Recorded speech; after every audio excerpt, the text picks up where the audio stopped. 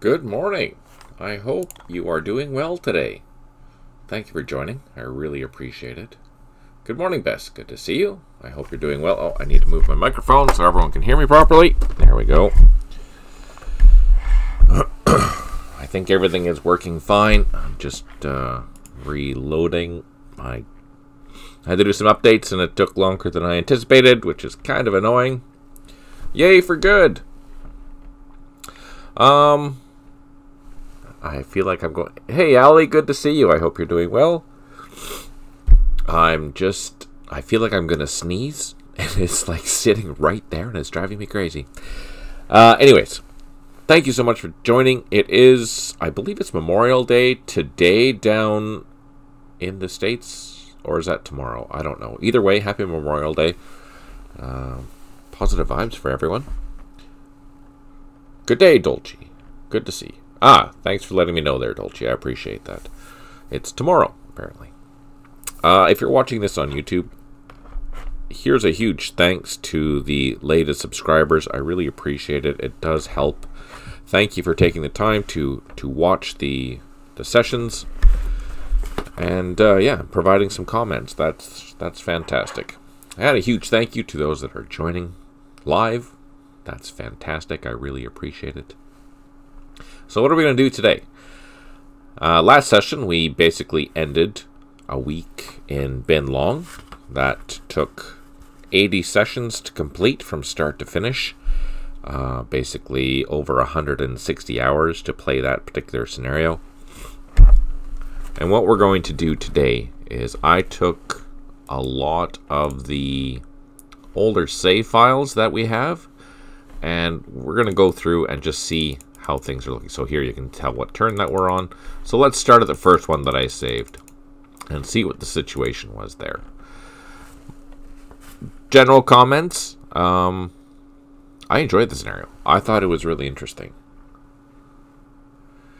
Is this the how not to play this scenario 101 class? Well, that was the whole point of the campaign in this particular instance. I was showing you, if you don't follow the instructions and go about doing the search and destroy missions that you were kind of tasked with throughout the campaign, the end result would be relatively catastrophic. And it was catastrophic. It was a very bad day. I mean, day 7 sucked. It's as simple as that. It just sucked. So, some recollection. Here is the first day. We are on turn 11. And our mission was as simple as capturing area Louisiana and going and building a fire base, which I believe we had started to do. Let's take a look. We brought in our task force headquarters, and we brought in some dozers to help facilitate that building of the fire base. So, a quick reminder, when you're playing this... Hey, John, good to see you. Thank you for joining. I really appreciate that. The way that the script is written, in order for you to successfully build a fire base, all you have to do is build 2 trench locations, basically somewhere within 4 hexes of where I have this labeled as the fire base, or the location. So if I tell you to build a fire base at LZ Louisiana 5, which was the case, actually, can we load up the briefing? Yeah, day 1. Oh, look at that. Perfect. This will make things so much simpler. I don't have to remember what we were doing. So where were we? Yeah, so we have to build a fire base. New fire base will be constructed during the day in the northwest part of area Louisiana in landing zones at LZ Louisiana 5 at 4260. So in that case, I provide you which hex that is, and that's what this is. And typically, there'll be the hex that's labeled. Here we can see that it's labeled as LZ Louisiana 5. Now, you can build 2 trenches anywhere within basically 1 kilometer of that. And it will count, I think it's 4 hexes. up to 1 kilometer, I think. It will count as you building a fire base roughly where I asked you to. I mean, would I build the fire base here again? I don't know, because I built both these 2 hexes as trenches, and seeing what happened later on in the scenario, was that the best idea? Because then I had to go back and attack it. So maybe it'd be better to build the fire base over here or over here. You know, just still within 4 hexes, but maybe not in that particular location.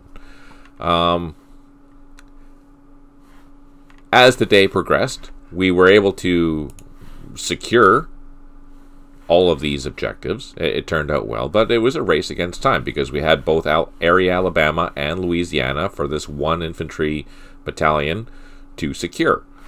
On the bright side, we did have I don't even think we had any regional forces or anything like that to help. So it was strictly the American battalion that was running around doing its thing. So I was able to do that. I was able to secure all the locations, but with that, I didn't provide myself enough opportunity to go and perform the search and destroy mission, which is the whole point of this particular scenario. Yes, it's important to secure the area, but if you're not searching the area, then it was for naught. And cumulatively, as the days progress, you will see that, as we saw for the night of day 6 and 7, as well as day 7, there's going to be a lot of VC. And there's going to be ample opportunity for the VC to attack you. Now, that being said, the scripting of this particular scenario, I kept it relatively simple, giving each VC battalion a mission, as well as a mission, if it survived day 1 contact, for example, then it would do something on day 2 or day 3, and possibly day 4 or day 5, and then finally it would be day 7 or the night of day 6 and 7, where it would actually take the opportunity to do its final mission. And in most cases, that was going to be attacking one of these cities. Some battalions had more options than others. Some were just, all right, I needed to do something, and that something is going to be this. Other battalions had the opportunity to do a die roll to see what they would do or where they would attack or how they would attack. In many cases, for example, let's say here we have a great opportunity to capture this village, and maybe that's going to be the mission for that particular battalion. But how is it going to do that? Is it going to come from the north? Is it going to come from the south? Is it going to come from the west? At what time is it going to do that? Is it going to do it in the evening? Is it going to do it in the morning? Is it going to wait until later in the day to do it? Hey, Barreled. Good to see you. I hope you're doing well. Just as a quick recap, we are looking at turn 11. This is first day stuff, going over things that, how it went and how it didn't go. And generally explaining how I designed this particular scenario. So now, for those that don't know, and if you have the installation in your manual folder, assuming you've downloaded 1.30, there are 2 very important things here that are included. One of them being this poster map. So this poster map is literally a very, I think it's 3 feet by 6 feet in size if you print it out. So if you took the staples and printed it, you would have a massive thing that you could tack up on your wall if you wanted to. Anyways, so it doesn't have super great resolution, but it's good enough for planning. And if you utilize this other PDF has basically all the main units that you would be operating with in this scenario.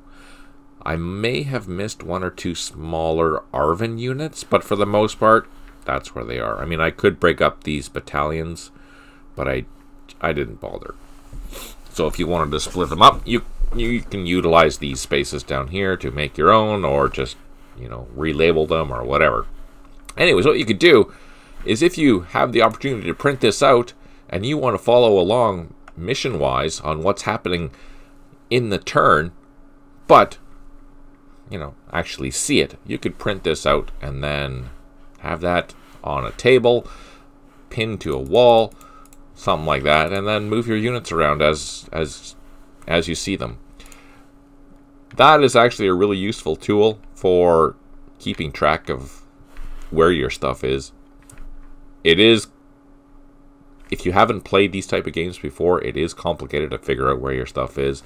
And you'll see it's very important to understand where your stuff is, especially since at the beginning and end of every day, you have missions that each of these particular units are going to be doing, and they have to be fulfilled. For example, making sure that the right unit is building the right firebase, making sure that the second is building the firebase where it's intended to be building, or making sure that the second is loggering where it's supposed to be.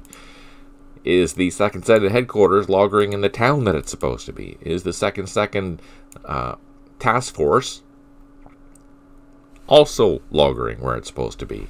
Because if you are, you're going to get points. And as we saw, we need as many points as we can. There are additional ways to gain points, and one additional way to gain points is by hunting the VC. Now, in this scenario, in this day one, as I mentioned before, we were just going around and capturing the points, basically. That's all we were doing. Capturing the points, maybe running into an ambush here and there, but nothing too crazy. Thanks for the heads up. Magnets! Yes, Barreled. That's precisely what you could use.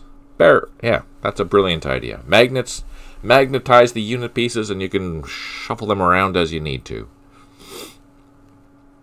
Maybe in the future there'll be a quick way of identifying where these units belong to, or who their organization belongs to, but right now it's basically you have to use the unit handbook, as well as highlighting, you know, highlighting the company. So we can see that there's a company here, they're all highlighted, and to identify what they are, we just go into here and we can see that they're all part of B Company of the 2nd 28th Infantry.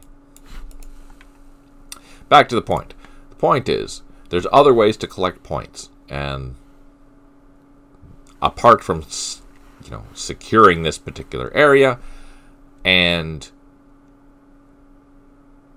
gaining the 2,000 points that you would get for doing that, and making sure that you do it in time, the key thing is to go around into the woods and see if there's anything around, because odds are good there's going to be. I'm not going to tell you where it is. You have to go hunt and find it. That's the whole point. But if you can get in there, you're probably going to find a headquarters. You're probably going to find some supplies. You're probably going to find some, you know, heavy weapons, things like that. Things that you want to destroy because it'll get you points. And if you find them, you'll have the opportunity to not see them later on in the scenario where it matters, where you're day 7 and, hey, things aren't so bad. So let's load up the next situation and see how it looks. I don't remember exactly what turns they are, but we'll see. So the next day, so we did that one. The next one is a few turns later. Let's load her up and take a look.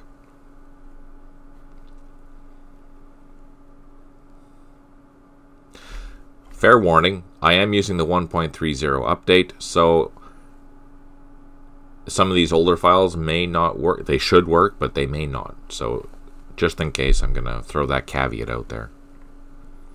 Oh, speaking of, the 2.30 update for Middle East, we're still waiting for the second build from Slytherin and Matrix. I haven't seen it yet and haven't heard back, so hopefully sometime this week they'll send it along, and we'll see how that goes.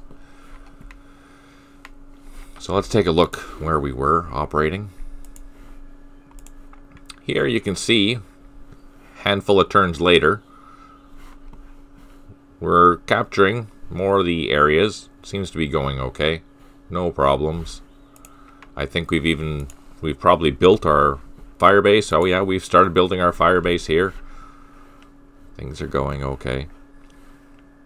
Let's turn off the labels. Bringing in reinforcements. We have helicopters. We have gunships. Refueling. Yeah. So, if you're starting to play this, these here, these gunships, the hogs, are probably some of your most powerful units. They have a wicked attack strength of at 2 hexes 63 against soft targets. This is phenomenal, especially if you can catch VC units out in the open.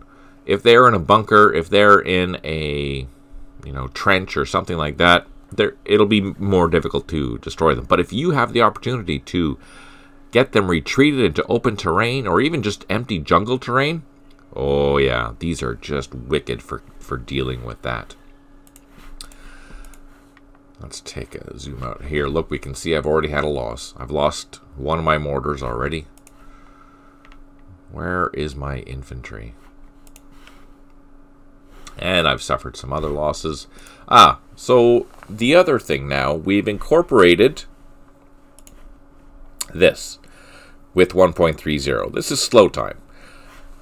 I had run into, and it was worse in Mekong when I played that.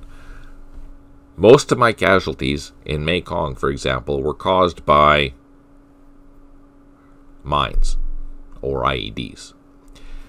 Utilizing slow time will reduce the amount of damage that you take if you trigger a mine or IED by walking slowly into it. So basically your unit is moving very cautiously. It's going to consume significantly more action points in doing so, but you have the added benefit of hopefully saving yourself from additional losses that would be expected to be happening when you trigger an IED or a mine. So an IED in this context is, a punchy trap or something like that, not necessarily a IED as we would know it from the wars in Afghanistan or Iraq.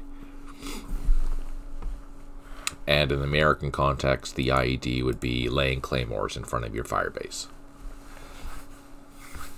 That was one thing that we did, and it did help a little bit, but not as much as I anticipated. We did lay claymores all around our main cities. That did cause some casualties against the VC when they attacked, but I don't know if I would spend the time to do it again. Or at least maybe key avenues and maybe multiple instead of just one level, have areas of condensed minefields and IED fields or claymore fields, just to see if we can cause actual casualties, because it didn't feel like it was very worth it.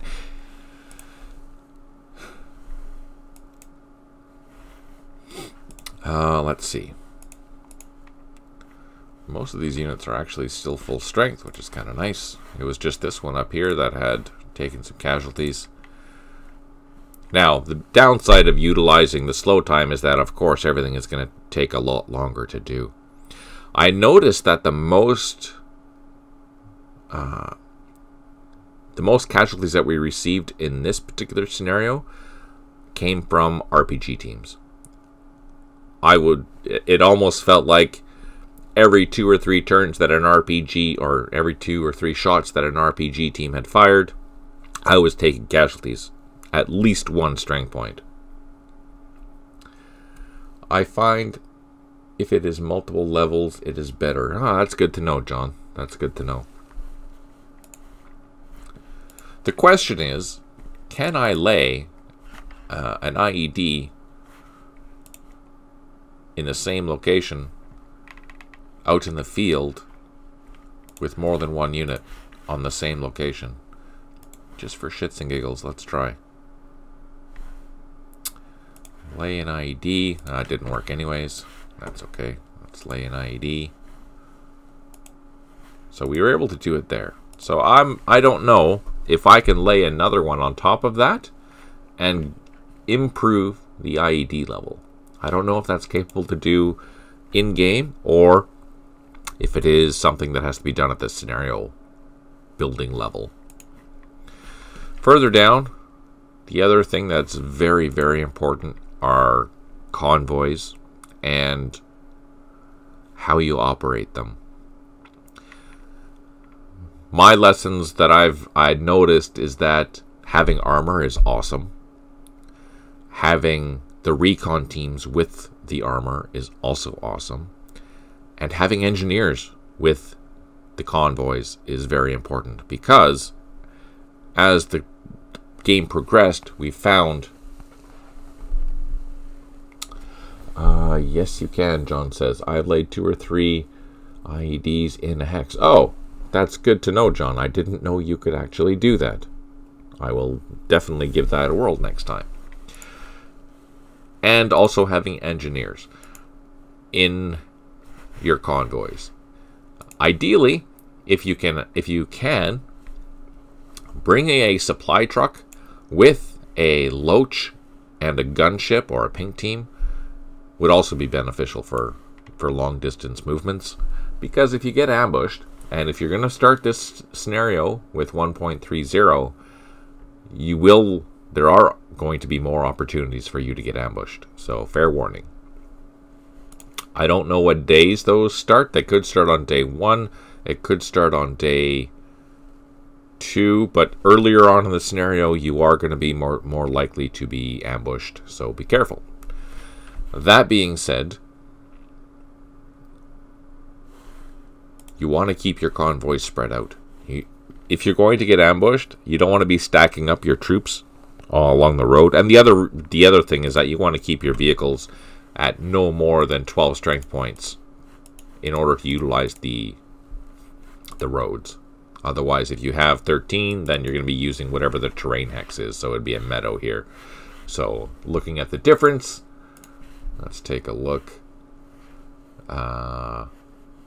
Meadow, it's going to cost you 13 for each vehicle, but the roads is only going to cost you 3. So you're adding 10 more points just to move by being overstacked, as opposed to utilizing the road by having 12 strength points or under.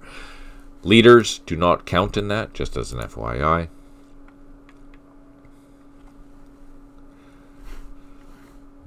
There are some choke points in this scenario, and those are here. There's a bridge here that we had to build on day 1. This is QL13, just as you can see. So here's QL13. It goes from Anlock. Actually, it goes from the bottom of the map, but in this sector, it's going from Anlock up to Loch Nin. This is a choke point, and this is going to be an ambush site, more than likely.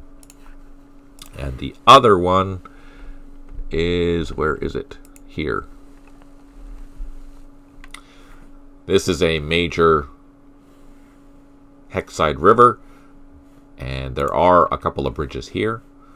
In my scenario, one of the bridges was wiped out, and I had to find a means of protecting it, which we were able to do with some Arvin units that didn't have any tasks or loggering abilities. Now, you have to make the decision on your own. Is that going to be enough to secure that location, keep that bridge secured? Because it probably will be attacked. It will be attacked at some point. How you defend them, that's totally up to you. And same with this highway. This highway is very important. And as we saw, the VC were laying mines left, right, and center along this stupid thing. So you have to patrol your roads. There are key main roads here. Where's our PDF? So here's QL13. It goes north-south. It is the main road. Absolutely a main road. There's another 245. That's a pretty significant road too, because if QL13 is blocked, this is probably going to be your fastest route to go around it. And the only way you're going to do that is go along LTL13 up 245 up to Anlock. So let's see what that looks like. If for whatever reason this road here is blocked, this road here is blocked, you're going to have to come over to Minthan and take this route along here into this area. This is an open road. If we zoom in here, you can see this is a really nice open road, and you won't actually come into this region here, I think, until day 5-ish. But it's good to know that it's there. There is another road over here, but it is, the quality of the road is significantly worse. So if we look at the map hints, we can see that, all right, we have unpaved road, and then all of a sudden there's a path. Unpaved road, and then a path. Unpaved road, and then a path, and a path. So driving this road will be terrible. Absolutely terrible. You don't want to be using that as your secondary route. You will be using this as the secondary route. Hey, Stipe, good to see you. Thanks for joining. I hope you're doing well today. What else was going on? I think day 1 we were just focused all on this sector here. I don't remember if there was any other battalions in the field. I don't think there was. I think it's all Arvin, and we're going to be bringing in the second. Ah, yeah, here it is. Oh, no. Nope, it hasn't even come yet. So, yeah, that was the pace of this scenario, too. It was designed that it was slow going. It was, oh, yeah, no, here it is. Here's the other battalion. They're operating down here. And they were tasked with clearing this sector in here, by the looks of it. Because they had to move, that's right, they had to move from down here. So we had to learn very quickly how to operate helicopters and how to make most efficient use of their strength points, as well as, you know, how to keep the momentum going and securing elements in the field with very few troops, right? So this is super important. Ah yes, day 1 before all hopes were dashed and the smell of bleach pervaded one's nostrils. Ah, happiness is. Happiness is. So here is turn 18 of day 1. The ignorance that we were going to experience is wonderful. On the bright side, we were able to move quite a few of these troops by truck, and they were not harassed on their way. If you're playing this with starting with the 1.3, that might be a different story. So you might get ambushed, you might not.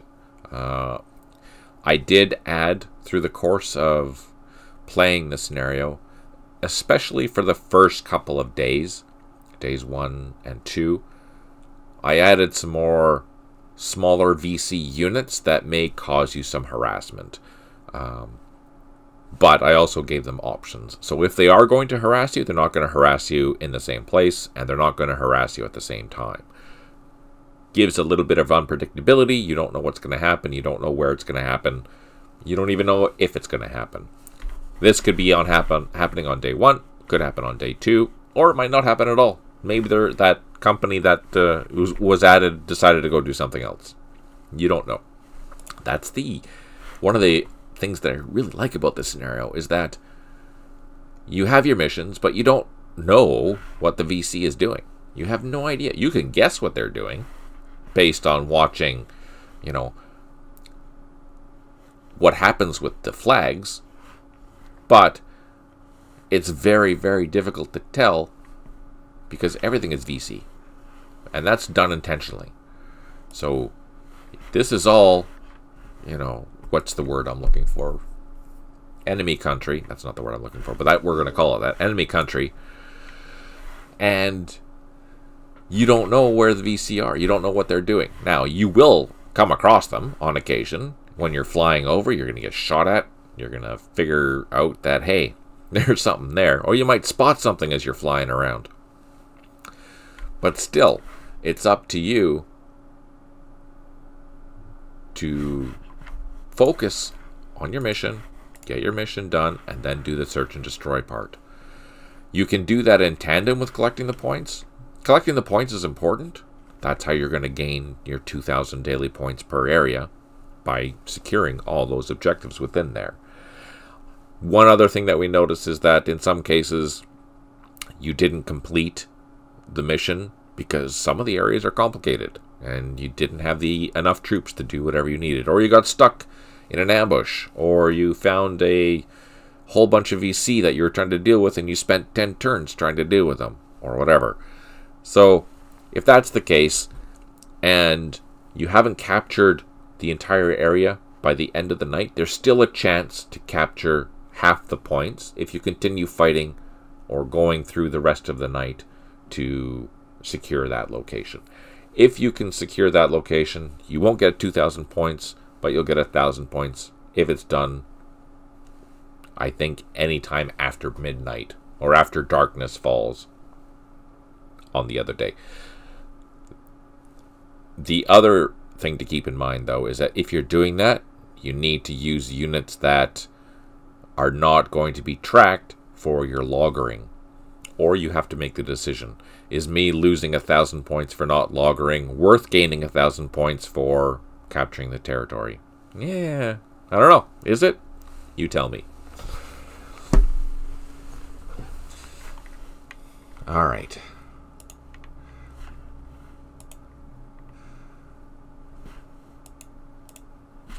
If you recall correctly, supply is very, very important. And so each brigade headquarters has supply trucks that have these additional supplies inside of them. And if I recall correctly, if you can keep these vehicles, I don't remember how many there are, if you can keep these vehicles within, I think it's 2 kilometers or 8 hexes within your battalion headquarters, or sorry, your brigade, and I said it wrong again, your brigade headquarters, you will get additional supply. You'll get a bonus. Otherwise, you have your missions that you need to supply your vehicles or your troops in the field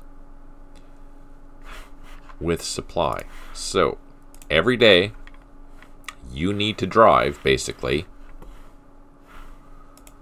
your supply trucks to a fire base.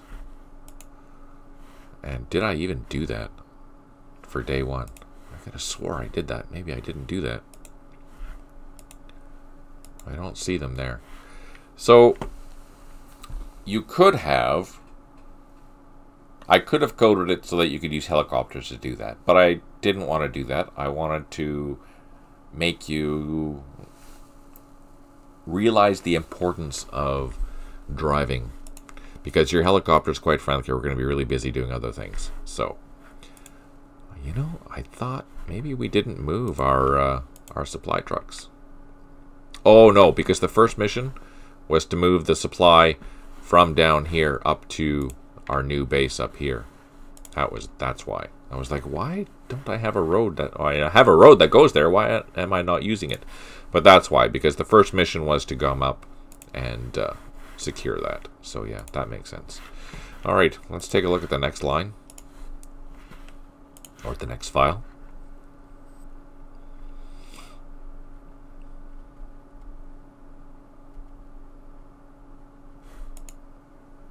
I don't know if you were here for this type, but in your installation is this. This is a massive map. So if you take this to a print shop, you can print this off at 3 feet by 6 feet, basically. And you can utilize that for planning. If you zoom into it, you can see that it's basically just the map that's been pieced together to help you out where you are, what you're doing, what the missions are, etc. And if you use that in conjunction with these pieces, it will help you get organized. And Beryl had suggested using magnets. So you can hang this on your wall, use some magnets, and there you go. Bob's your uncle. Next one.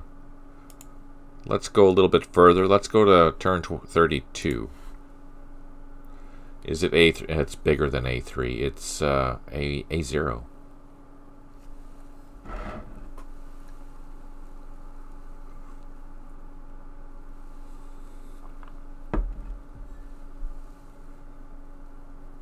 actually, it's bigger than A0. It's A0 wide, but a little bit longer than A0. If you were to print it off at A3, you would not see anything. It would be pointless.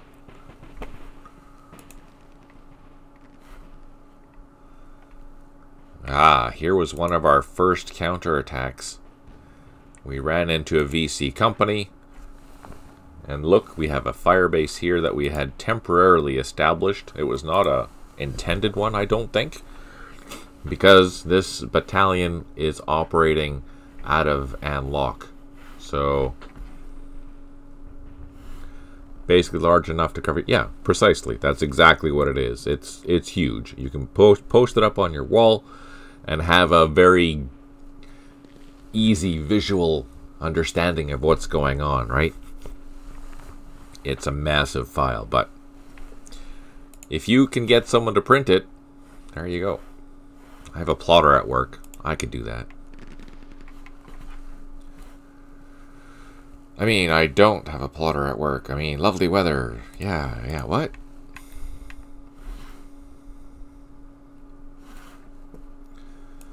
So, here's something to keep in mind. I had secured all this area, and I brought a battery down here just to help out. And it was a good thing that I did, because I got attacked by a company. Looks like they are going and having a bad day, which is kind of nice.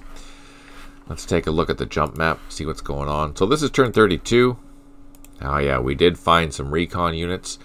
It was noticed that the recon units are probably one of the strongest VC units that we had encountered for defending and attacking. They are pretty nasty. The sappers are really good at assaulting, but the recon units seem to be just crazy. They seem to have high defense and high attack, as well as a good assault value. But as noted before, the thing that caused us the most casualties in this particular scenario was the RPG teams. They became priority targets because they were always hitting and killing things, which was kind of frustrating. Causing casualties all the time. Our fire base here, we pretty much had completed it. Again, we would see as the scenario progressed that we would lose this fire base 2 or 3 times, and we would have to come back and grab it. The challenging part was we didn't have enough troops on day 7 to recapture it. Although we were engaged in a firefight, we had many losses doing that.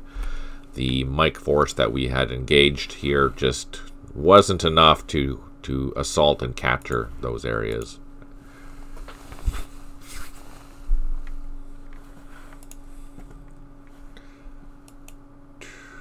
Is this out of our area?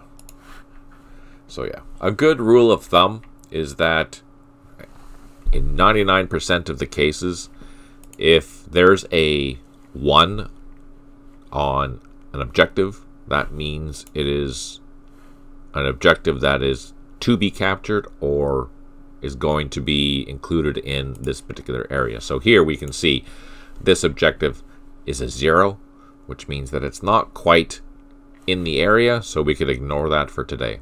Now, keep in mind, it's been scripted that if you go outside of the area, you can go outside of the area all you want, but you can't capture objectives in the other areas. If you do, you'll be penalized for that because you're basically not following the mission. Here's a little more of a challenge. Yeah, so here's a little... This is questionable. Do I capture those or don't I capture those? And it is... They're not labeled as 1, so you would look at that and say, no, probably not. But let's take a look. We want to show the units, map hints, 363 and 380. Let's take a look. Let's look at, I'm going to find it. This is a script file. 363. Let's type in objectives. Or something. Wait. Oh, never mind. That's not how you do it.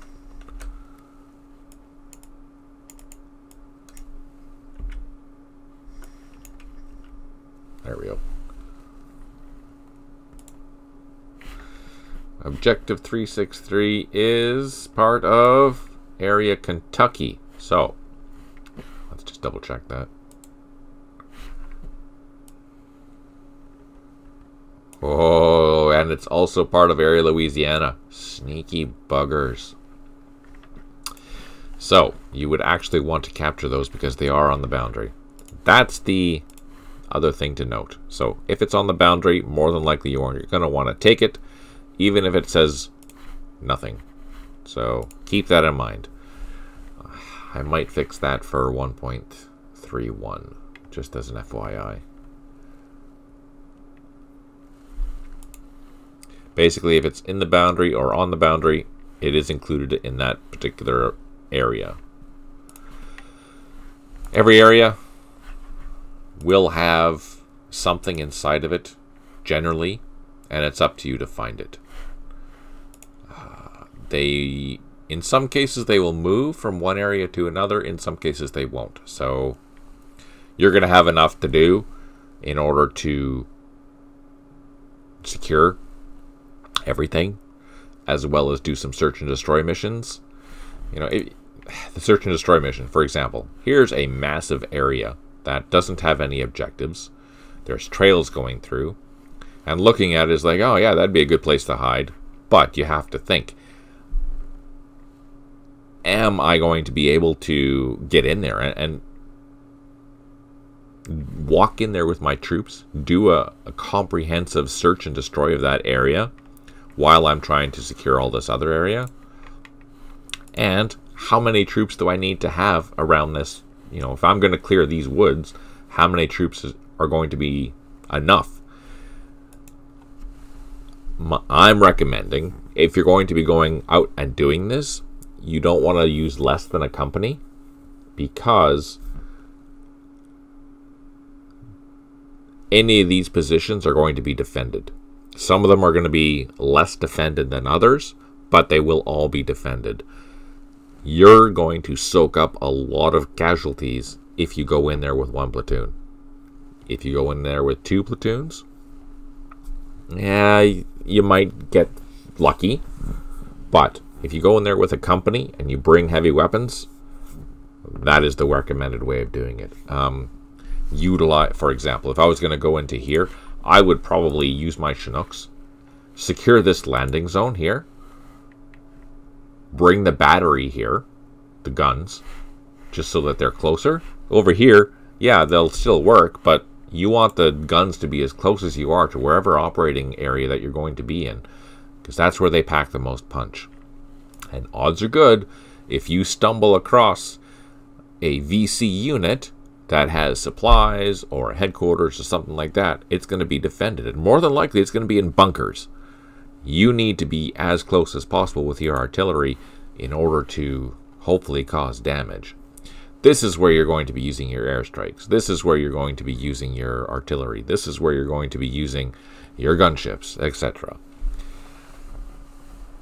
If they are in bunkers, a lot of that's going to be for naught, because it's going to be much more. You're going to have to assault to get in there, unfortunately. So you have to decide, is it worth the risk to go in and take out these supply units and the heavy weapons that are going to be found in here to prevent whatever's going to happen later on in the scenario? That's a tough question to answer. I don't know. We saw what happened when we didn't do that in this scenario. We saw what happened on day 7. Now, there's ways to mitigate what happened on day 7. And you can... I mean, I already know what I would do in day 7. But we'll discuss that later on.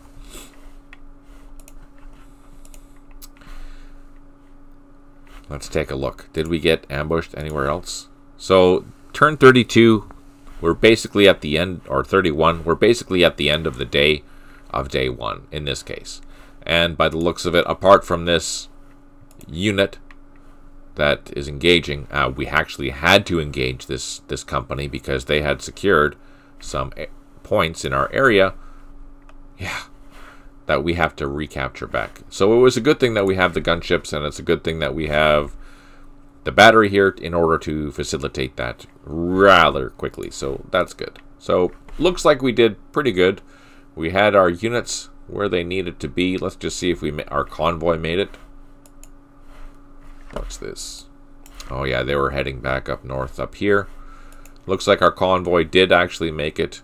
So the 2nd 28th Battalion secured, locking in, and was out in the field, wrapping up. Alright, so let's go on to the next set, see what happens. Oh crap, it's already been 45 minutes. I've been babbling for like 40... Oh wow, sorry about that. 40... Should I do 40 or should I do 124? Let's just... Since this is already 45 minutes in, let's go into 124. 124 is day 3.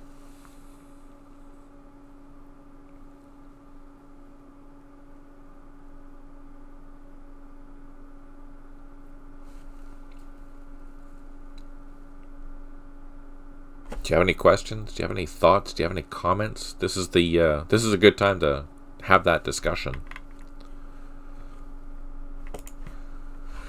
Day 3. Let's take a quick look at the overview. I only see a little bit of red there. That's kind of encouraging. Yeah, here we go. So day 3, we started to receive a whole bunch of reinforcements. This is what 1st Brigade has started to arrive.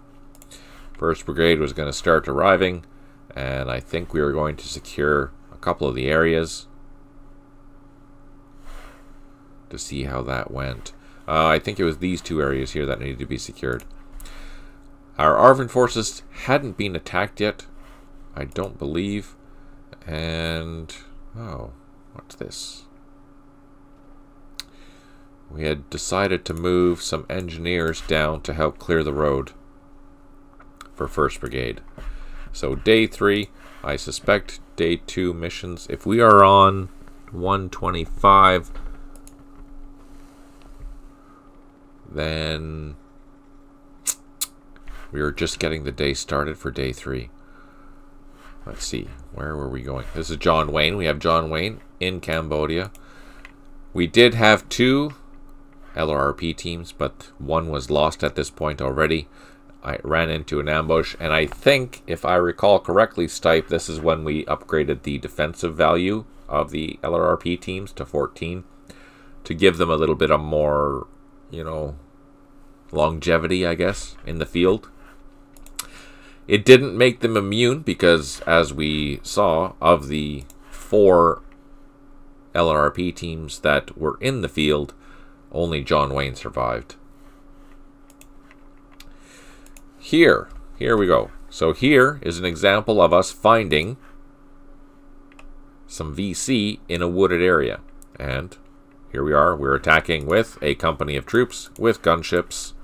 And I think we had the artillery and support somewhere. Did we have? Yeah, we had 2 batteries here. The ARVN batteries, 155s as well as 105s, I think.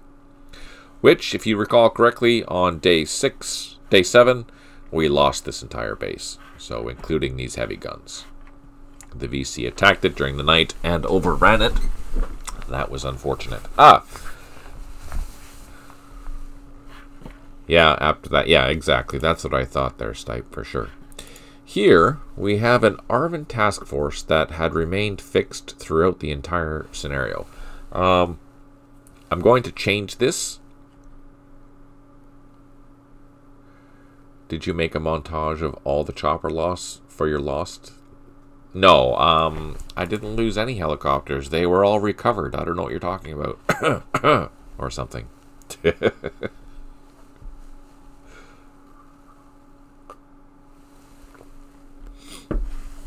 Such a negative attitude. Jeez. So, let's see. What is this?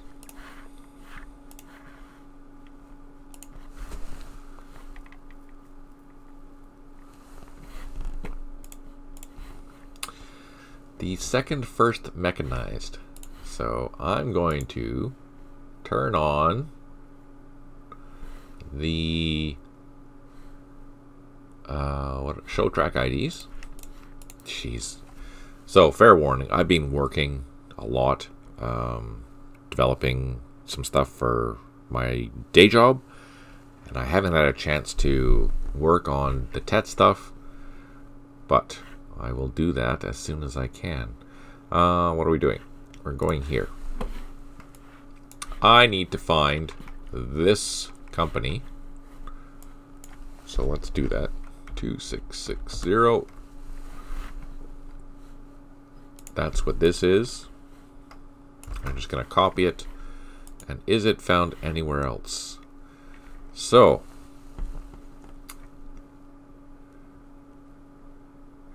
here, this is a little piece of code that says if this particular company comes in contact, either by direct fire or an assault, after X amount of times, then it'll be released. So, or sorry, it'll say if it is attacked 10 times, then let's see what happens.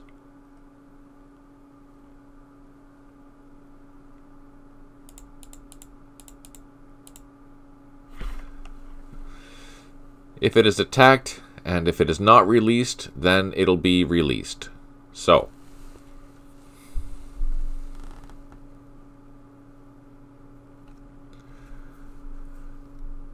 on another note, just want to say what a great group we have in chat. Absolutely. I'm really grateful that you all join in and you're watching me make a fool out of myself. It's pretty awesome. I appreciate it. So, the interesting part of all this is that this unit was attacked, but it wasn't attacked enough. So, because of that, it decided that, no, we're just going to hang around. So, how are we going to fix that? I think the easiest way that we're going to fix that is, let's go back up. Oh, wait.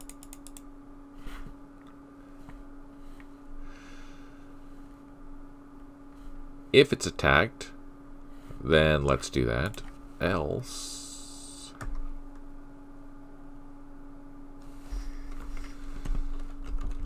if turn is greater than, how about we do 365, then, and let's just copy and paste this.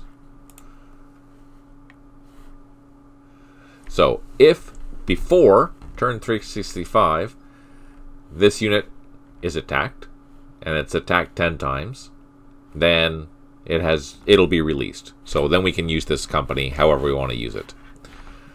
But on day 7, if it still hasn't been released, then we're going to release it on turn 366.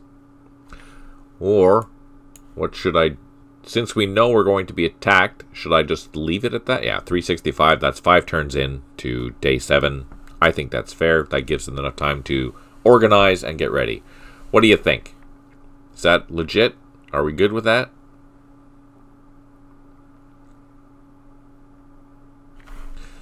And then the other question is 10 times too much? Because I think I've defaulted that all of them is 10 times. Now, I could randomize this. I could make this a random number if I wanted to. I could make it 7 or 8 or 9 or 11 or 12, which could be a little more interesting, I think.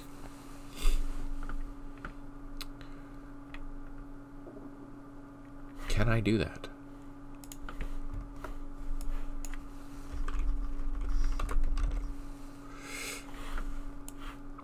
You know what? Let's see. So here, let's do that. We can do this. If random pick, we can go 7, 8, 9, 10, 11.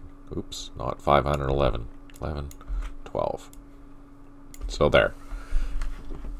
if the mechanized unit has been attacked randomly, whatever some number in here is going to be, then that'll, you don't know when that's going to be. That kind of adds a little more flavor to it, so that's kind of fun. Let's do that.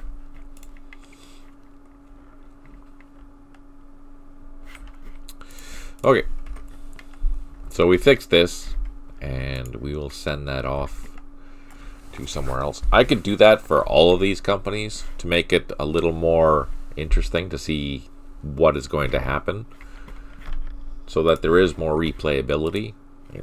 I'm looking forward to playing this again. I really am. I'm going to wait, though, before I do that, because, I want to play some Middle East when 2.3 is out, just to show the differences between the old game.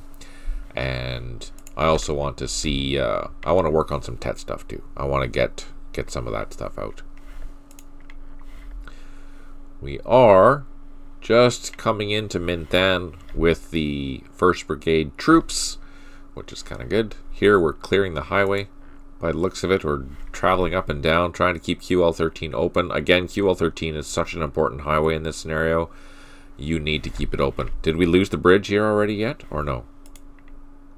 Yeah, we did. So by day 3, we lost this bridge, and we're currently protecting it with some jeeps in order to hopefully not have that other unit lost. Will you stream this scenario when I play it again? You know what? It's up to you guys. If you want to see me stream this again in the future, I would be totally happy to, because this is a fun scenario. I really enjoy this. And with the tweaks that I made to the 1.3 and any additional tweaks that I make, it could be a really interesting scenario to do again. I would do things differently in some cases, for sure. But leave a comment if you want me to do this again, or if you want me to play something else. If you want to see me play something else, let me know.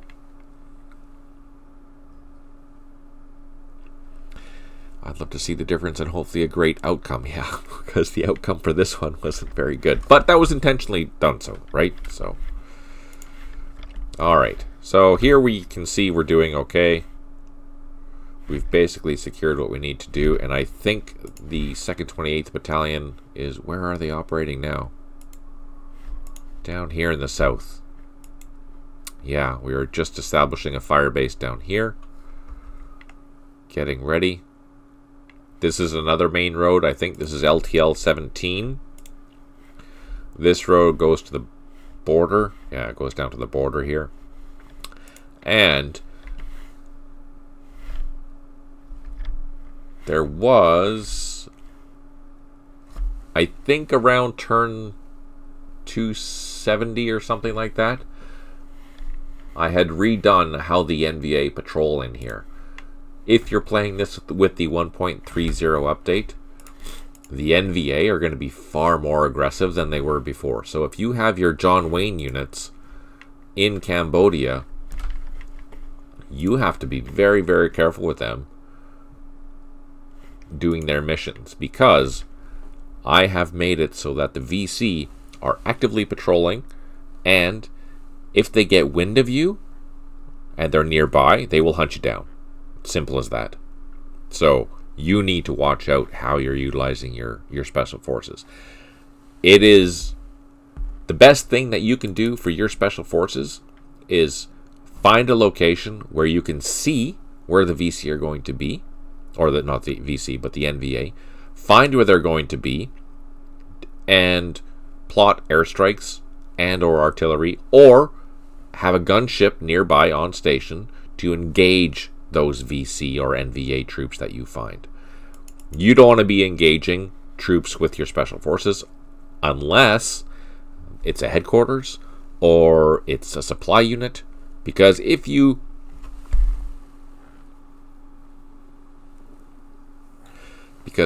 do engage a NVA company, odds are good you're going to get wiped out, because it has been scripted to attack and destroy you, period. That also being the case, so if you remember, we found a cache that we attacked, and assaulted, which was great. We made some points. It was fantastic. But now, if we were continue to sit there and do that for multiple turns, the NVA is instructed now to come and rescue whatever is being attacked and hopefully destroy you if you're not doing hit and run tactics. If you're not doing hit and run tactics, it's not going to be a good day for you. It would indeed be great to see play this again after all the changes, but it would make sense to do something else in between. Yeah, for sure. So we'll do some other things in between for sure. If the 2.30 update for Middle East isn't ready for Wednesday's session,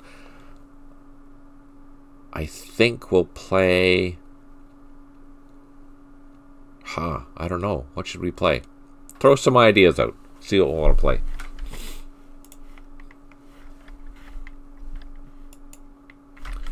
Back to this. Let's see.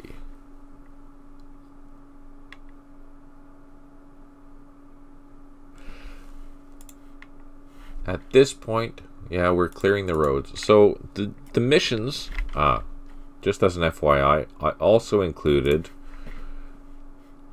the... where is it? Is it this? Yeah, so here's a briefing. A list of all the briefings. So if you want to read them, you can see and print them off. That's easy to know. I thought I had... you know I did, but I didn't include it. I don't know why I didn't include it. On the website...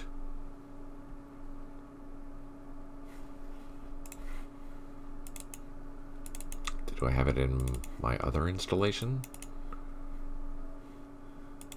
No, I don't.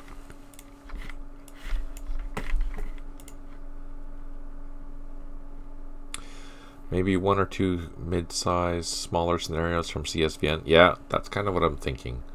Oh, you know what I want to try? And something that I haven't tried yet? I know what we're going to do. Matrix games are slow. Okay. Let's cancel that, and let's try the next set of turns. I want to play... I'll show you the scenario that I want to play.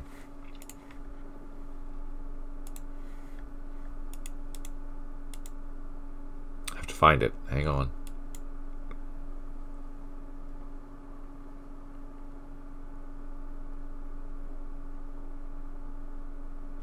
The Contradiction. Battle of Minthan Road. Oh, man. John will love this one. Watch this. We'll go back to the other continuation of the...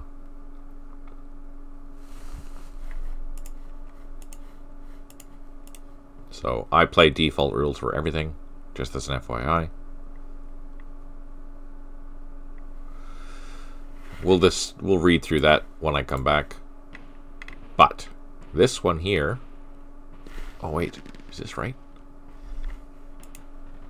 Yeah.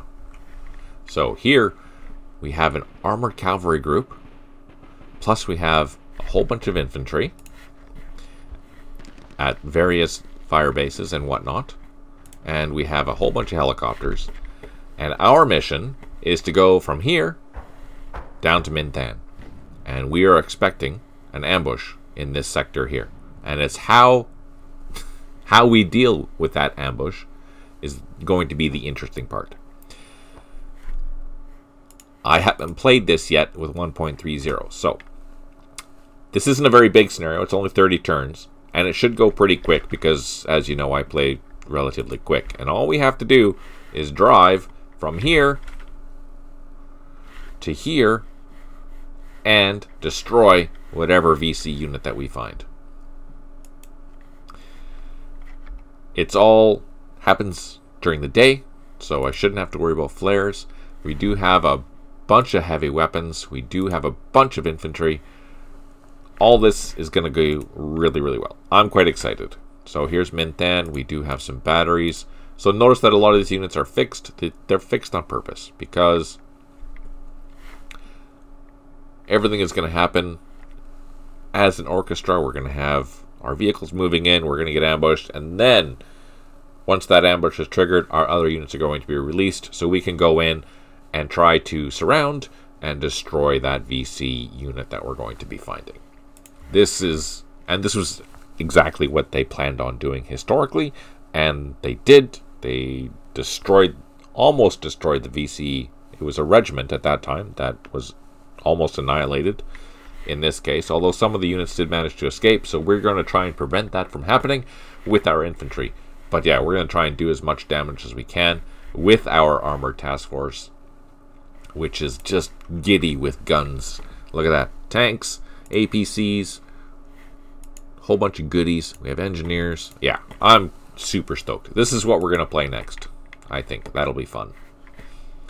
So let's cancel that. Let's go back into our goodies. John, question.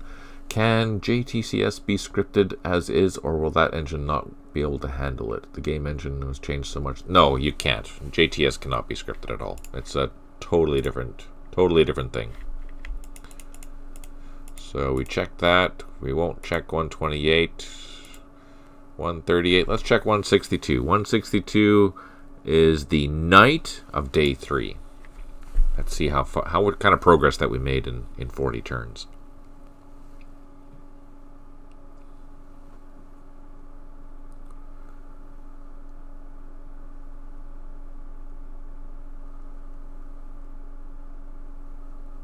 Let's take a look at our fire bases.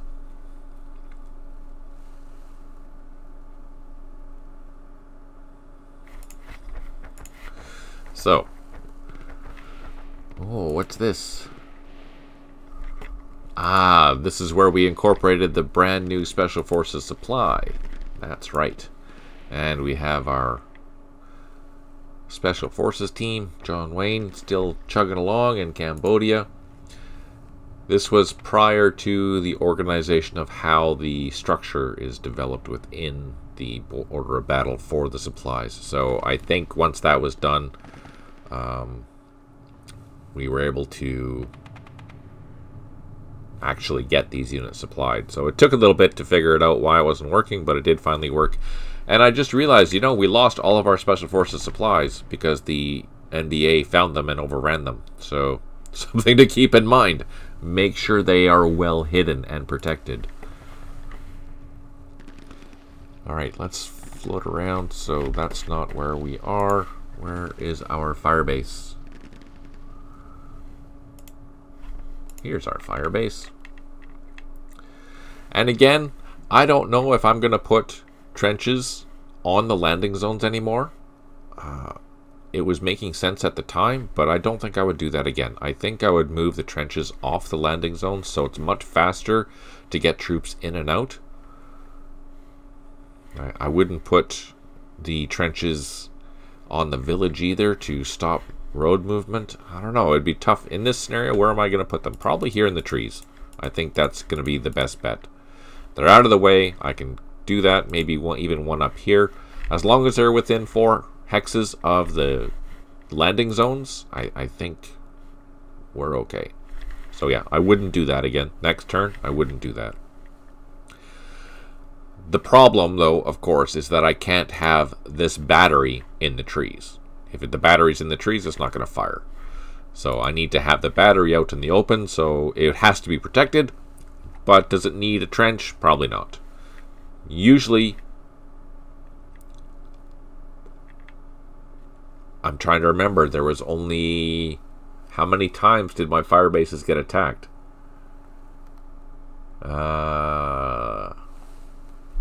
2 or 3 times? I don't remember.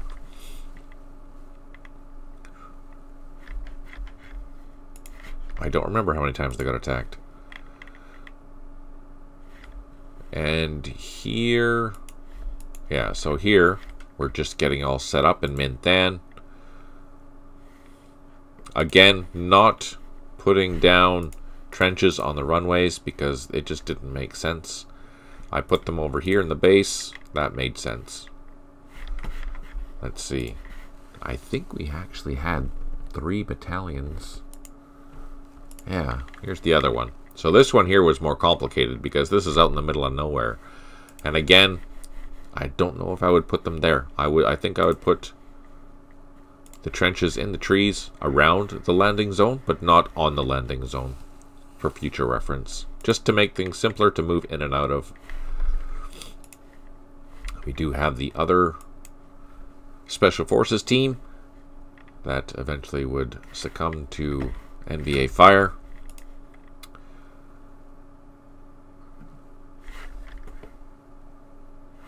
Did we have... we had those extra supply trucks. Just taking a look around, seeing what's around. This is D from the D troop. That's why that's out in the middle of nowhere. And let's go down south, check things out. And here, yeah, we had to build a impromptu fire base. There wasn't a very big mission for these guys, and again, I put the trenches right smack dab in the middle landing zone. I would not do that again, for sure. It's a good thing we spotted those. John, have you posted any of your scenarios in the CSV forum that we can download? Ah, that's a good question. Alright, let's take a look at the next scenario, or next set of files.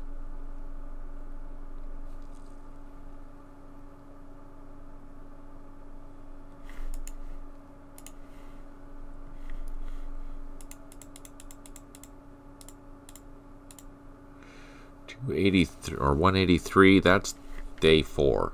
Let's take a look at the beginning of day 4. Oh, let's take a look at 187. So we're a handful of turns in day 4. Let's take a look what happened.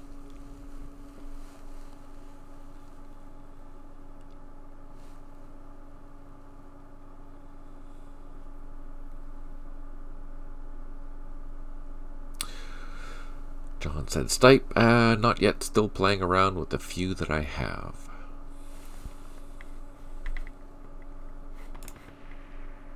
So here we are. Oh, this is totally not the right turn. I mislabeled it. Ah! This is turn 28.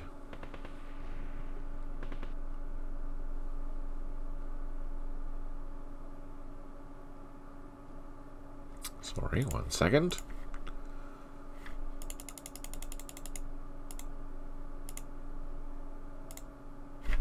Let's go 191. 191, we're getting close to halfway point. In the middle of day 4.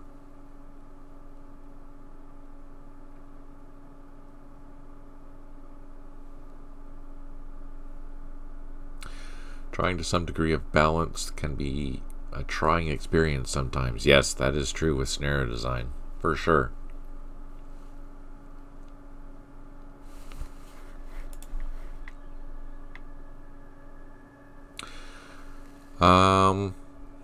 Stipe is asking, I'm trying to remember when Sergeant Scooby first appeared. Did you have these units from the start? No, I don't think I did. I think they came in with 1st Brigade. So they would have come in around day 3. Oh, wait. No. Did I? Let's take a look at 3rd Brigade. Did I have them? You know, that's a good question. I don't think I did.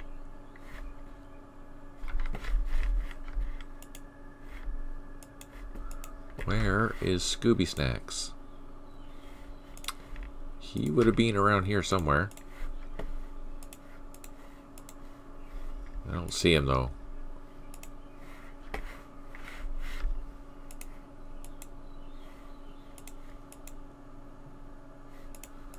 Yeah, you know, based on what I'm seeing, I think they came in later on.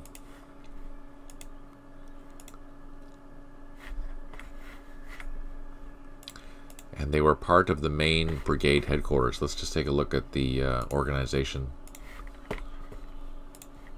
So, 1st Brigade. Scout Dog Platoon. Oh, they're there.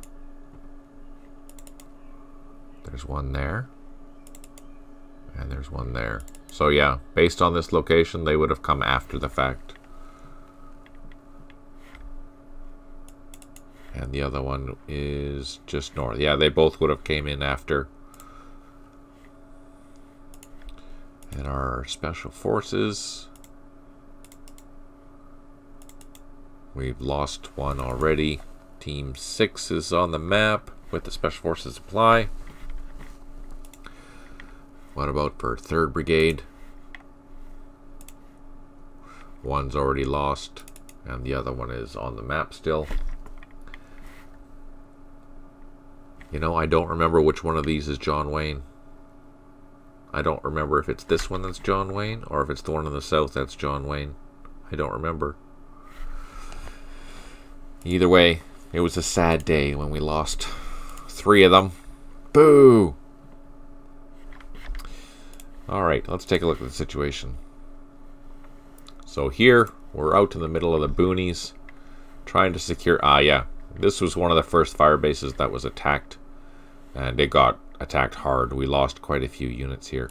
I remember during my first playtest, this got completely overran. I lost that entire battalion defending it during my first playtest of this scenario. I was like, oh man, that's crappy. I cried. My guess is I have too many tanks. Yes, replying to John. Yes, there you go, John. Too many tanks. You're over your budget in tanks. Again, dealing with convoys. Especially since this bridge was taken out. What a pain.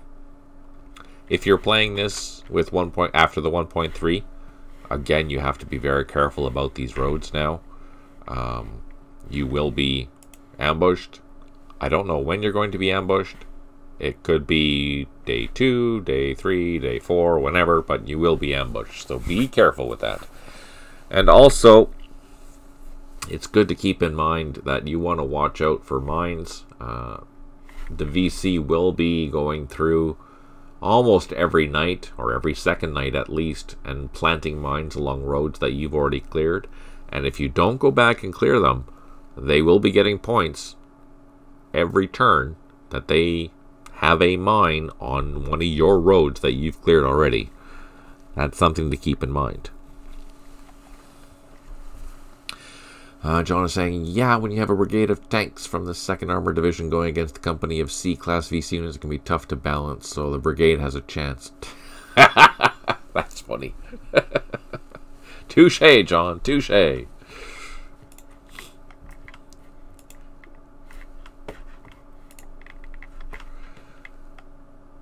Helicopter management is essential in this scenario.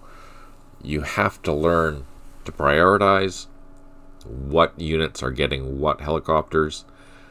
I don't know if during this campaign, mostly what I was doing was splitting up the helicopters into company-sized movement groups. So I'd try and keep 12 Hueys together. So 3 platoons of 4 Hueys each, so I can move basically 1 company at a time. I don't know if that's the most efficient way of doing it.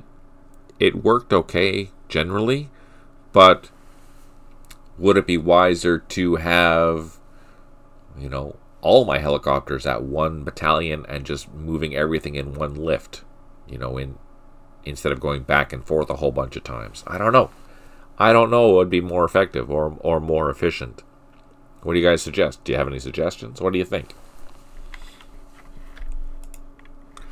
Is it wiser to move 1 battalion at a time, or is it okay to move 1 company at a time?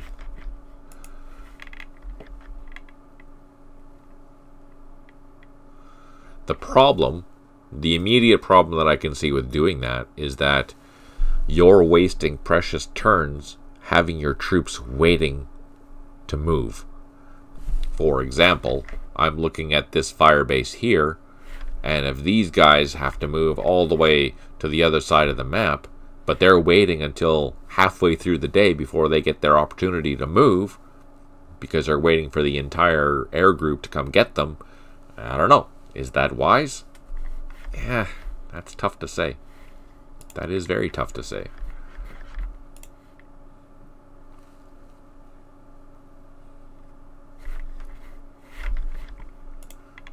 That's part of the decision-making process that you have to figure out.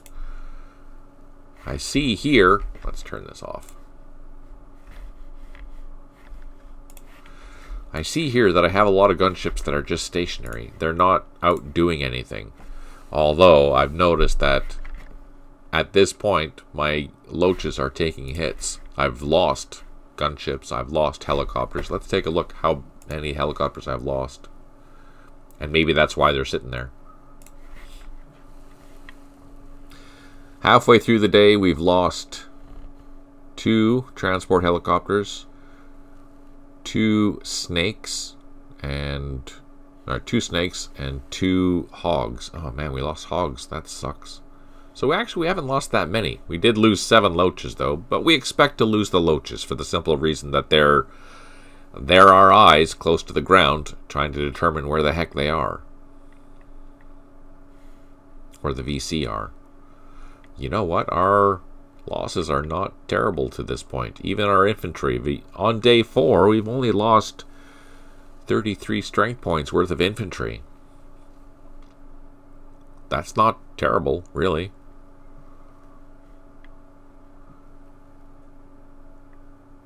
"16 squads, basically. That's not bad. It's not awesome, but it's not bad. There's our LRP troops that we lost. Lost 2 of them. But yeah, these helicopter losses are quite reasonable considering this is day 4. On the other hand, the action really hasn't heated up yet. We've had some minor hits and things like that, but for the most part, it hasn't been that bad.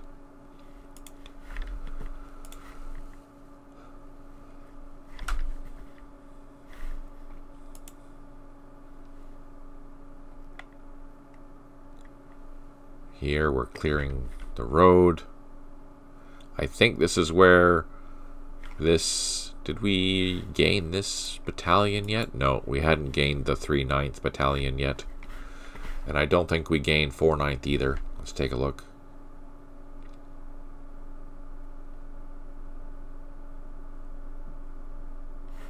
No, 4/9th is still fixed. So we hadn't gained the Arvin troops yet. But we did gain quite a bit of things elsewhere.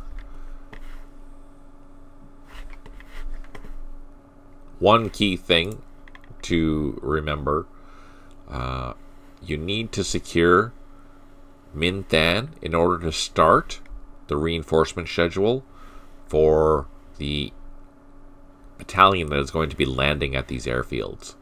So one of the infantry battalion is arriving by air. Basically, it's going to be landing on these runways. But in order for that to start, you need to secure this area.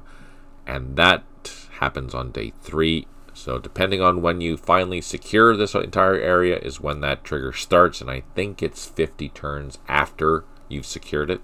That is when the units will arrive. You don't know when that turn is going to be. You just know that they're going to be coming sometime the next day. Here. So yeah, here's an example of what I mean. I've been moving one company at a time. In this case, I'm moving the mortars with it. You need to bring the mortars, but do I need to have the mortars with the infantry, or can I follow up on another run, saving one helicopter to be moving in another location? I don't know. It's tough to say. You do get helicopter reinforcements, but not very many. And I think you start off where you can move maybe 2 companies of infantry at a time. And as the day progresses, or as the week progresses, you do get enough to lift, I'm going to guess, probably a full battalion with its heavy weapons at the same time. And its gun. You could probably move a task force by itself with the amount of helicopters that you have. But again, do you want to be moving everything at once? I don't know. It's tough to say. It really is.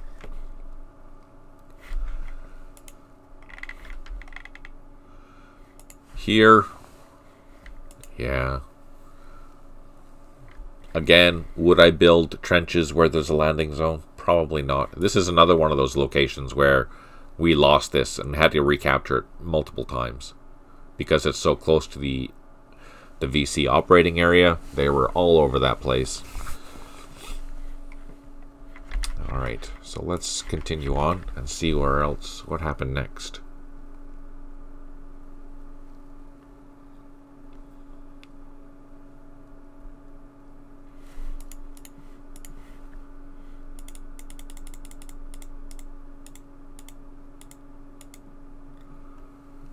Let's go 2:15. See what happened.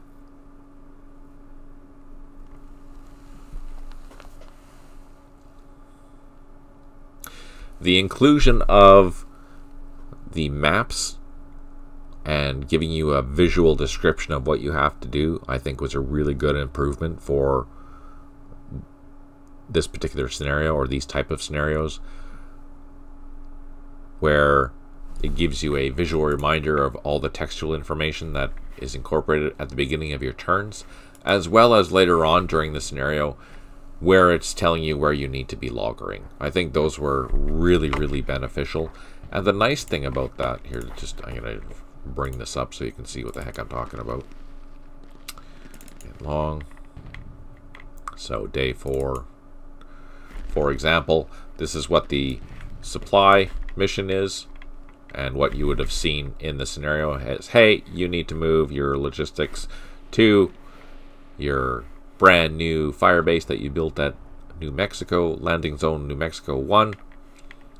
And that'll be that. And then for the missions, day 4 missions, for example, 1st 28th, this is what you had to do. You had to go in and clear area New Jersey. I think these are really, really nice.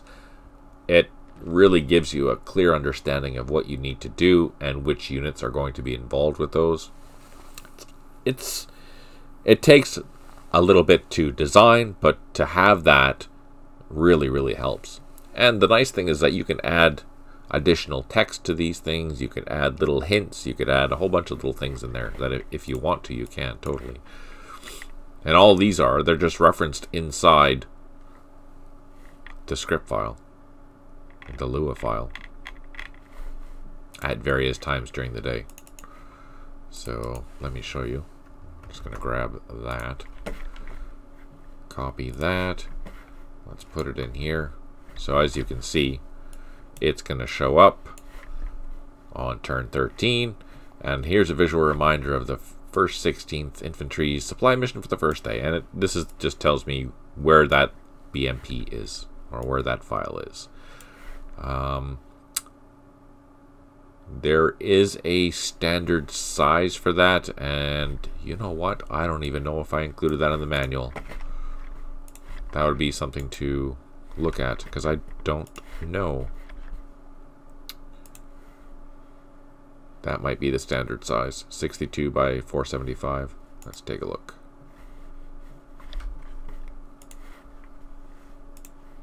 Yeah, 662 by 475 is pretty much the standard. Anyways, totally useful. And if you ever wanted to know, you know, what am I going to have to do, you could come in here and see what you're going to have to do. This is what I'm going to do. Ah, okay. Or if you forget what you have to do and you don't want to read it, there you go. The other thing that I found useful in this scenario as I was playing it is this, exactly what I'm showing you here, is utilizing the extra Arvin supply trucks that we had and putting them in locations that is convenient for me and my operations. So here, it's good to have a place where I can bring in gunships that are operating in the field without having to fly all the way back up to Antlock or this firebase, or I mean this main airport, or flying over here to Mintan or area Washington. I don't remember what the Tonglachan, something like that. Having little elements like this scattered around is useful. Now here, if I remember correctly, this pink team was to protect the bridge. If this gets attacked, we have a gunship and Loach right on station within firing distance. So they can have enough points from this location to take off, fly here, and fire once. Which might be enough to stop any attack, but at least it'll, you know, help. anything to help is important. I think we did that at the other key choke point as well. Yeah, we did. We totally did. So we utilized some gunships and loaches with supply trucks near a choke point that is protected by ARVN troops.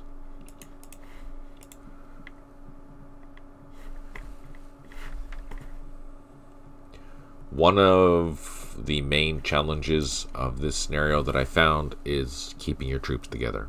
It is difficult to do, and utilizing these functions is important. Highlighting the company and figuring out what it is. I would recommend doing this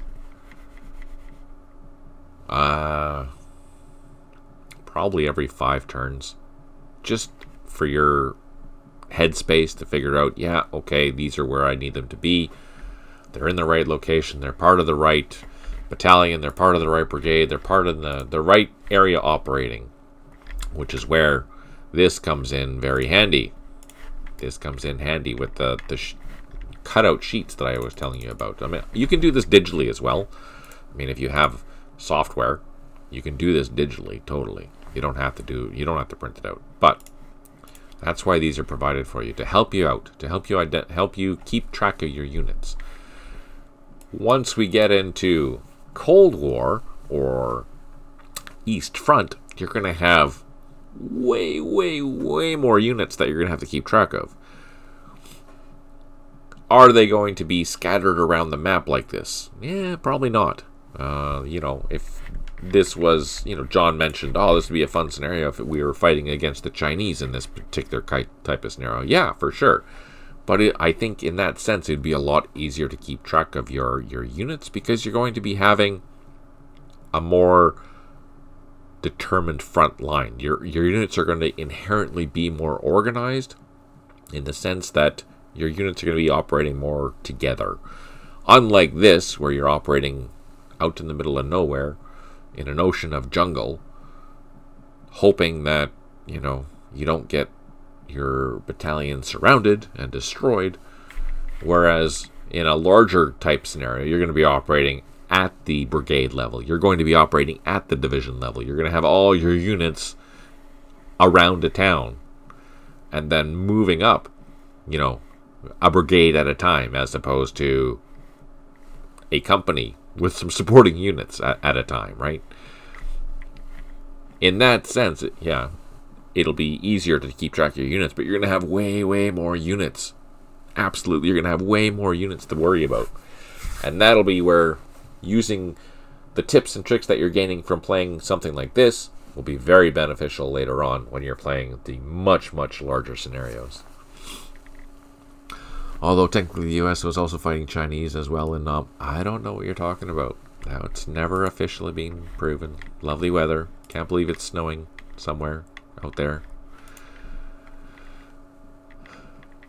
Ah, here's John Wayne and a NVA platoon. So that's a regular troop, you can tell by the uniform.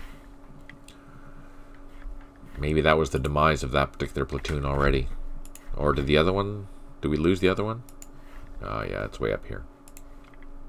Oh, no, we did lose it. Those master maps of the Sinai and CS are becoming more and more important as I watch this scenario being played. There are a couple of monster scenarios involving the Sinai. Oh yeah, for sure. I think it'll be a fun challenge for me to script the two... Oh, what scenarios are they? I'm going to butcher the saying. I think it's the Kataf scenarios, where the Israelis are advancing in 56 and 67 along the border,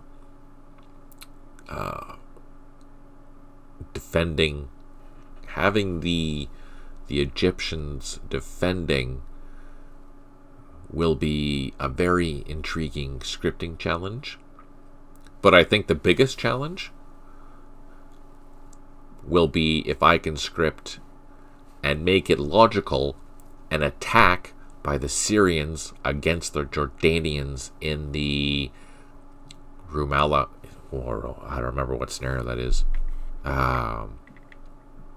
Is it the Rumallah scenario? I don't remember what it's called. Anyways, that is the biggest challenge.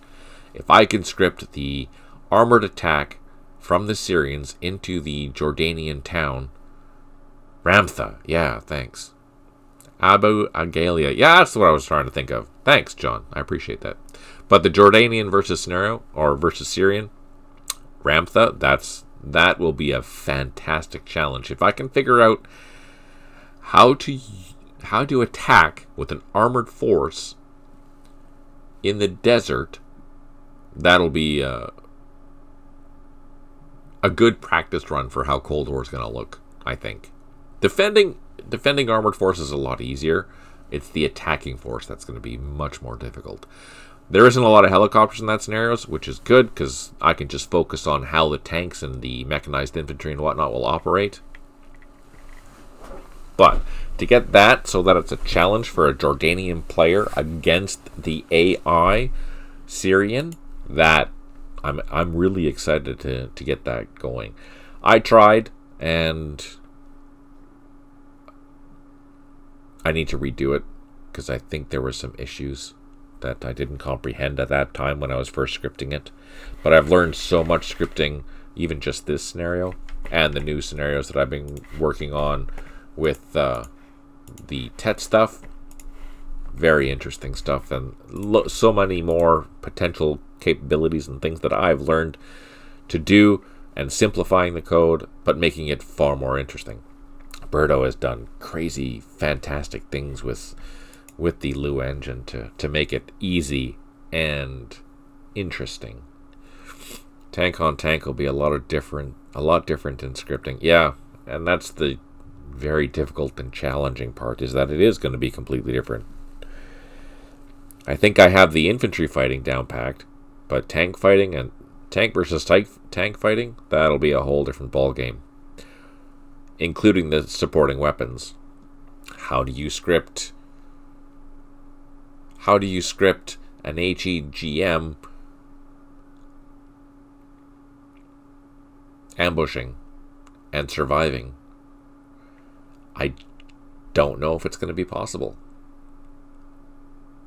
I don't know how that's going to work. I really don't.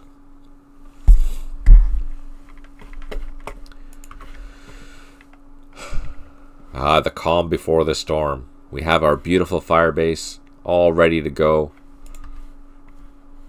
Little did we know that we're going to get attacked this night and suffer some casualties. Fortunately, the attack didn't go as well as when I played the first time.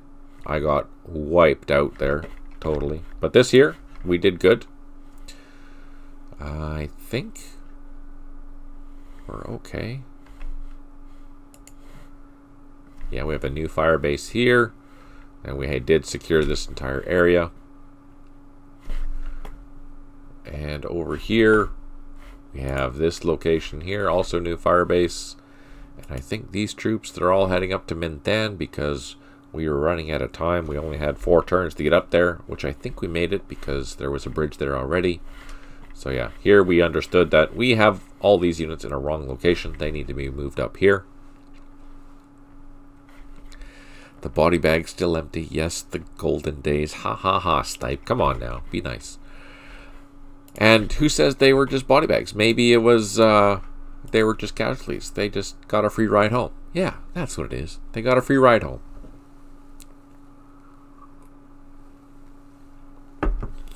Let's continue on and see how further.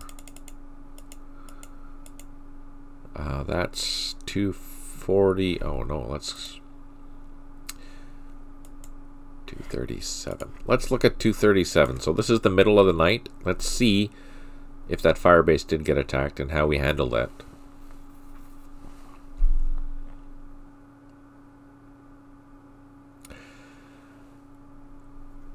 ATGM and ambush could be set up along the lines of using targets, opportunity, and fire range. Ideally, yeah. So the main limitation with that, John, is that any human player would use the ATGM in a shoot and scoot mode. For example, if they have a BDRM that has AT3s on it, then what you're going to do is you're going to leave that ATGM 1 hex back in a town, and then bring it up, fire at any tanks that's in the line of sight, and then pull back. I can't do that with scripting. I can bring the vehicle up and fire, but I can't bring it back in the same turn. Does that make sense?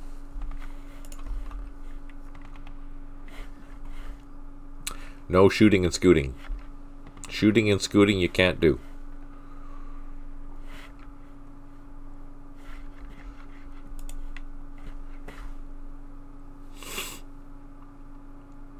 So the main thing is this. This is what we want to see. Here, we got ambushed.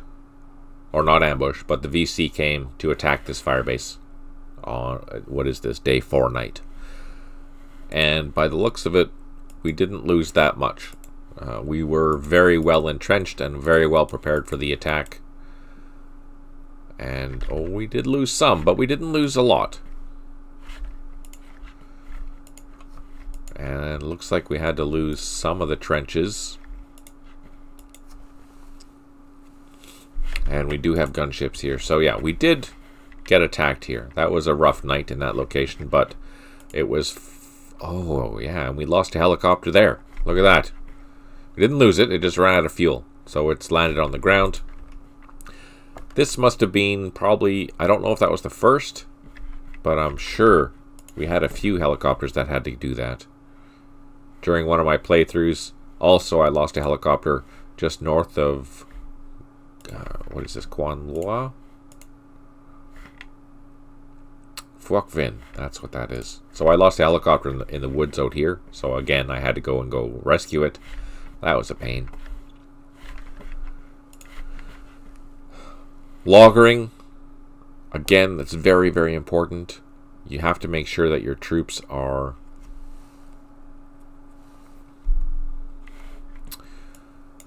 Wait, hang on. Couldn't you make a separate action that you define where the AI shoots and then is required to move back a set number of spaces the following? Yeah, so sure, no problem. I can have it shoot. I can have it move up, shoot, no problem. And then next turn, move back. Absolutely, no problem. The thing is that I'm having that unit being sitting on the edge of the town, for example, where during the opponent's turn, it can now be fired at. Whereas, if I was playing, I would bring up my ATGM unit up to the town edge, fire, hopefully destroy a tank, and then pull back again, where the enemy unit would not have the opportunity to fire at me during his turn. With scripting, I can do that in 2 steps. So it would take me 2 turns to do the same thing that a human would do in 1 turn. So I can't have the script, not that I know of anyways, I can't have the script move into that hex, fire, and then pull back. I can have it move in and fire, totally, no problem. Or I can have it pull back. I can't do both.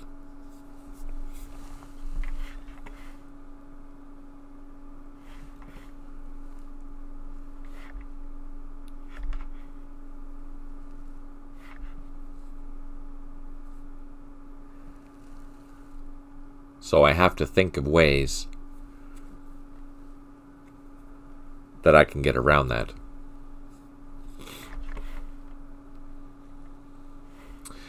Additionally, helicopter operations managed by the AI, especially when it comes to utilizing gunships, is not good at the moment. It's very limited in what it can do, unfortunately.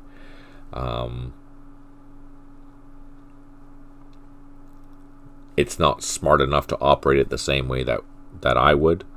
I can, for example, have the AI grab infantry from here, take off, fly over here, land, unload the infantry, and then come back. Do that, no problem. I can do that all day. I can have it scripted so that that's all that it does. It'll go back and forth, no problem. I can also have it so that a helicopter will fly around and then come back. I can have it so that a helicopter will fly out to a point and do a gunship operation, but the operation basically just means that it's sitting there and we'll target anything that's there. And that's not quite how we want the gunships to work. Definitely not.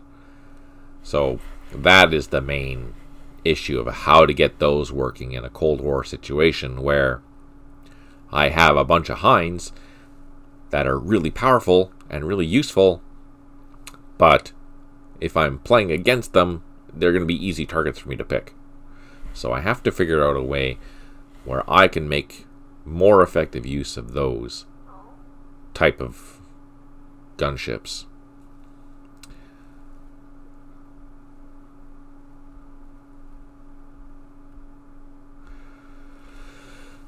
Naively, I would think you could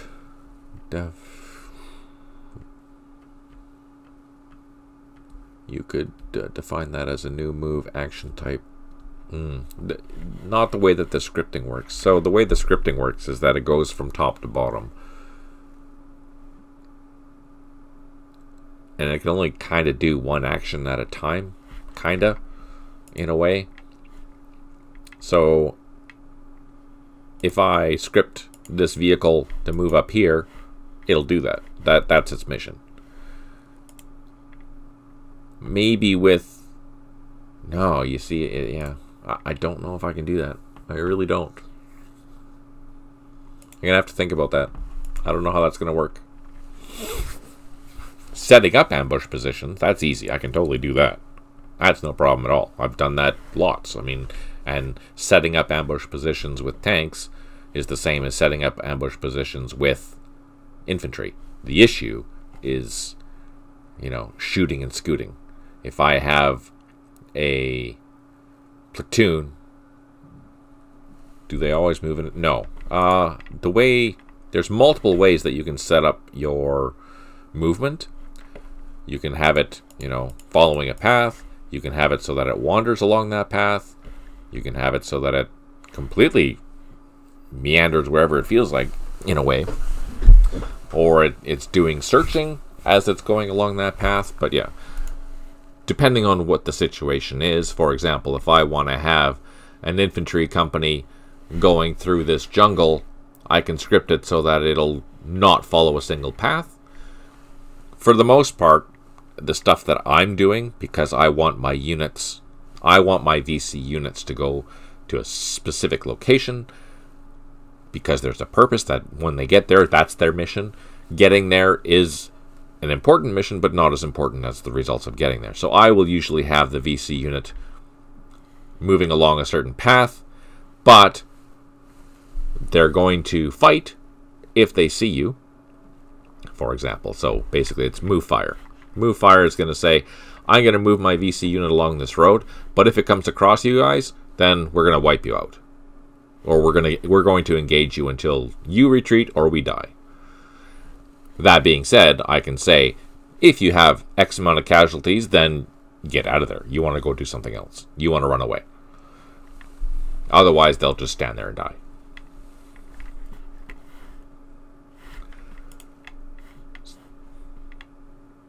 For me, there's so many options that you can do. But if I was doing the same thing with the Americans, and I have the Americans landing here, and I said, okay, I need you to search this zone, I can get them to do that. They don't have to move in a straight line to do that. There's scripting that'll allow me to say, go do this, and it'll go do it. And I don't have to write a whole bunch of lines of code, which is great, because Birdo made that for us way easier. Even though, so the other thing to keep in mind is that the AI is still not very smart. Here's a good example. Actually, no. There's a really good example down here somewhere. Here. Normally, there's a road. It's hard to see, but there's a road. And the reinforcements come along and they try and go up this road, up that way. And typically, you'd want to follow that road. But the way that the pathing works, the AI pathing, it doesn't like going up a hill if it doesn't have to. So all of a sudden your units will start going along this ridge line, as opposed to using the road, where it's going to be eventually lower points to get around, as opposed to, you know, going this way. Even though it's going to cost you 10 points or 13 points to go in here, this is going to cost you 15 points because there's a hill there, even though later on it's a road and it's only going to cost you 5 points each, right? It doesn't get that. It can't think that far ahead, so it gets confused. So when you're pathing a unit, you want to make sure that you're taking things like that into consideration. So if I'm driving down this road, I'm not going to say go from here to here. I'm going to say go from here to here to here and along the road, just to make sure that it's following the road that I want it to follow. You have to be careful with pathing in that sense. Additionally, it doesn't like a lot of these rivers. So the AI, Mekong was the worst for that. You had to make sure that the AI was going to the crossing point and then across the crossing point. So I'd have to say, if my unit was coming down this road, it's like, okay, I want to cross these fords. I'd have to make the AI go here and then here, so it knows that this is the way to go. Because if you put it here and say, I need you to go up over here, it's going to go, oh, okay, I can't go any closer because I'm stuck behind this river. I don't know how to get around it.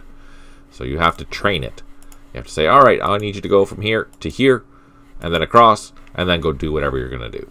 So these are bottleneck points that the AI needs to be taught. It doesn't understand. You know, I just noticed that the VC are there. It doesn't know other ways around that, unfortunately, which makes scripting a challenge, especially in dense areas like the Mekong Delta. As we saw with Birdo's AAR in the Rungsat area, it's very complicated. Very, very complicated. They should just swim, Ali says.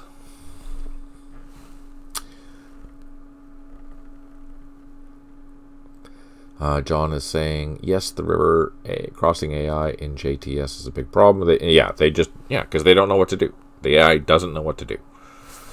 But you can teach the AI what to do. Well, script it, in essence. So the major thing that happened on this day was our major attack here, and the VC have decided to come out to play way down at Lai K. Otherwise, everything is okay in this sense. We have our units where they're supposed to be. We have, looks like John Wayne is surviving still. I think that was the last unit. That's it. That was the last one. Yeah, then it was just the supplies before they got found. Alright, let's take a look. Oh man, we're already 5. What? Wow. You know what? Let's go a little bit deeper. Can't believe how time that just totally flew by. So 369. This is the beginning of the very bad day. We're a handful of turns in of day 7. And let's take a look at the situation. I didn't even realize we only had 5 minutes left. Sorry about that. Here I am rambling.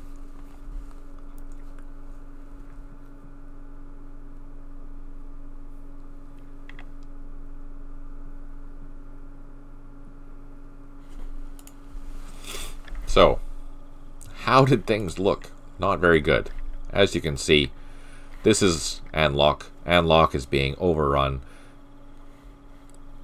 We did lose this entire sector here, unfortunately, and we suffered a lot of casualties. We lost a lot of infantry. We lost batteries. We lost a lot of supplies, and that decimated all of our flares, a lot of our smoke, a lot of our ammo. I mean, we had a hard time keeping up with our ammo. It was crappy. So, how would I do day 7 differently had I done the same thing? My fault, did not notice the time. All my questions slowed you down. Oh, no. No, the questions are the important part, so I'm really glad that you're doing that. Really. But how would I do this differently? I think I would sacrifice some of the loggering points and bringing back maybe one infantry battalion per city, just to make sure that they were protected. Keep in mind, like, how important is this area out here? Do I need to have all these troops here? Can I maybe bring something back to Loch Ninh to save it for the night? This got completely overrun. We lost literally everything in here. It was wiped out. We lost Loch Ninh horribly. But would it be wiser to sacrifice 1,000 points and bring an infantry battalion and leave it protecting it there? Would it be enough? Would I need 2 battalions there? I don't know. There was a lot of VC that overran Loch Ninh. It sucked. We got hit hard. But do you think it'd be smarter for me to lose 1,000 points and protect it and not have the VC gain thousands and thousands and thousands of points for keeping that? I don't know. That's a tough question. That might be a wiser thing to do. Again, you don't know what is going to happen. You don't know how the VC are going to attack. The way that I've scripted it, some areas are going to get attacked in one run, and they're not going to be attacked in another run. You don't know how that's going to turn out. So maybe by you moving 2 battalions up here to help protect Loch Ninh is for naught, because Loch Ninh doesn't get attacked, and all of the focus is now down here where you've stripped it out. There's nothing there anymore. So yeah, it's tough. It's tough to figure out what you're going to do and how you're going to do it. The other alternative is to keep helicopters in the field at the bases or at the fire bases, that where you need them, you can take off with quick fire brigades to where they're needed the most. For example, I could have flown in, if I had helicopters in the field, I could have flown in infantry to the airfields much quicker than I did during my play of this. Most of my aircraft were at the main airfields in the towns, which was silly. I shouldn't have done that. I should have had the helicopters in the fire bases where they were going to be needed the most to move. So I wasted precious turns by not thinking ahead, by not preparing my infantry that I'm going to need in the field. So here I have a whole bunch of helicopters. They're ready to pick stuff up, but I had to fly them there. Now, wouldn't it make way more sense to keep two sets of helicopters in a fire base to get ready to pick up units to bring them where they were needed to go? And if they were there already, I could have taken off earlier in the morning, or even sacrifice that particular point at night and say, okay, mine being completely overrun here, I need to get some troops on the ground. Here, look, this is turn 371, and I'm just picking units up. That's 10 turns into the day already, and I'm just picking units up. That's crazy. That's crazy talk. I do have helicopters that have tried, but again, there was just not enough troops to do it. I really enjoyed this scenario. It was a lot of fun. And if you're going to do this with 1.30, I would take some of the advice that I kind of thrown out and said, hey, this will make your life easier. You may take more losses up front, but I think in the future, as you play through the days, yeah, you might see that day 7 will not be as bad as my day 7 was. My day 7 was horrible. I lost 2 towns. And I suffered a major defeat because of it. Let's see, what's our victory level here? Here, I only have a major victory. I have a major victory, which is crazy. I was like, all right, we're doing really awesome.